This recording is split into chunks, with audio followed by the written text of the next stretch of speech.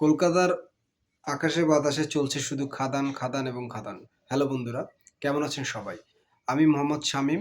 সবাইকে ইনেস মুভি ঘরের শুভেচ্ছা ও স্বাগতম। আমি আরেকটি নতুন ভিডিও নিয়ে আপনাদের মাঝে হাজির হয়েছি। আজকে কথা বলব খাদানের বিজনেস নিয়ে এবং পাশাপাশি সন্তানের বিজনেস নিয়ে।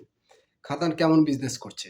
খাদান কলকাতার ইতিহাসে আরেকটি কমার্শিয়াল সিনেমার দিক উন্মোচন করতে যাচ্ছে। কলকাতার মানে ওয়েস্ট বেঙ্গলের বাংলা সিনেমার অবস্থা খুব সংকীর্ণ হয়ে পড়ছিল দিনকে দিন, মানে কমার্শিয়াল বাংলা সিনেমার। এটার কয়েকটি কারণ আছে। একটা হচ্ছে যে অন্যান্য ছবি, অন্য ল্যাঙ্গুয়েজের ছবিগুলা, রিজনাল ল্যাঙ্গুয়েজের ছবিগুলা যখন রিলিজ হয়, তার মান, কোয়ালিটি এবং বাজেটের উপরে কলকাতার মুভিগুলো টিকে থাকতে পারছিল না। সেই ক্ষেত্রে অনেকটা গোঁজামিল দিয়ে একটা কমার্শিয়াল এলিমেন্ট তৈরি করা হতো, যেটা বাজেটে গিয়ে বোঝা যেত যে এটা কম বাজেটের একটা সিনেমা, যেটা অনেক কিছু গোঁজামিল দিয়ে নির্মাণ করা হয়েছে। সেই ক্ষেত্রে এর ব্যতিক্রমে গিয়ে দেব একটা সিনেমা নির্মাণ করলেন, খাদান। যেটা দেখলে, যে সিনেমাটা দেখার পরে নাকি সিনেমাটা আমরা ট্রেলার দেখে যেটা বুঝতে পেরেছি যে এটা বোঝা যাচ্ছে যে এটার পেছনের মোটামুটি টাকা ঢালা হয়েছে। এবং তার ফিডব্যাকে দেব ফলশ্রুতিতে প্রথম দিনে ম্যাক্সিমাম শোগুলো হাউসফুল যায়, দ্বিতীয় দিনও হাউসফুল যাচ্ছে এবং তৃতীয় দিনও হাউসফুল যাচ্ছে বা ভালো যাচ্ছে। তো বলাই যায় যে যে সূর্যটা অস্ত যাচ্ছিল কমার্শিয়াল বাংলা সিনেমার, সেটা আবার কলকাতায় ফিরে এসছে। তো ভালো চলছে দেবের খাদান সিনেমা। প্রত্যেকটা হল মোটামুটি ভালো যাচ্ছে। আমরা চাই যে বাংলা সিনেমা এইভাবে এগিয়ে যাক।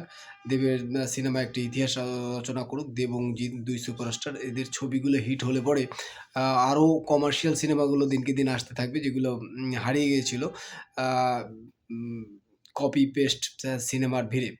সো ফিরে আসবে আবার, আশা করি যে কমার্শিয়াল সিনেমার যুগ। আর আরেকটা ছবি 'সন্তান' সিনেমাটা, যেটা রাজ চক্রবর্তী নির্মাণ করেছেন। একটা প্রয়োজনীয় সিনেমা, শোনা যাচ্ছে খুব ভালো গল্পের সিনেমা। এই টাইপের গল্প আবার আমাকে খুব টানে। তো এই 'সন্তান' সিনেমাটার জন্য আমার খুব আগ্রহ, যেভাবে রিভিউ শুনছি যে আগ্রহ বেড়ে যাচ্ছে। আশা করি খুব ওটিটিতে যখন আসবে তখন হয়তো দেখতে পারবো। বাংলাদেশে হয়তো আসার সম্ভাবনা ওইভাবে নেই হলে। তো আসলে দেখবো অবশ্যই, প্রয়োজনীয় সিনেমা। এটা সন্তান এবং বাবা-মায়ের যে একটা বন্ডিং, এটার উপরে বেস করে সিনেমাটা তৈরি হয়েছে, নির্মাণ হয়েছে। রাজ চক্রবর্তী ইমোশনাল দিকে নাকি ভালো কানেক্ট করতে পেরেছেন। সো আশা করি এই সিনেমাটাও ভালো হবে।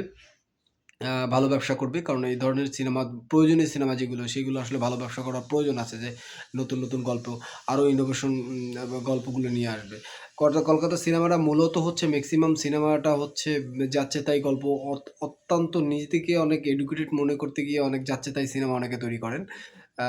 যেটা সিনেমার ক্ষেত্রে খুবই সংকীর্ণতা, উল্টো দিকে সংকীর্ণতা প্রকাশ পায় নিজেকে যাচাই করার ক্ষেত্রে। তো আশা করি যে এই ২ টা সিনেমা ভালো বিজনেস করার ফলে নতুন, নতুন আরও কমার্শিয়াল সিনেমা বা এই টাইপের সিনেমা তৈরি হবে এবং আম সিনেমার একটা রেকর্ড করবে। দেখা যাক খাদান সিনেমাটা কি রেকর্ড করে।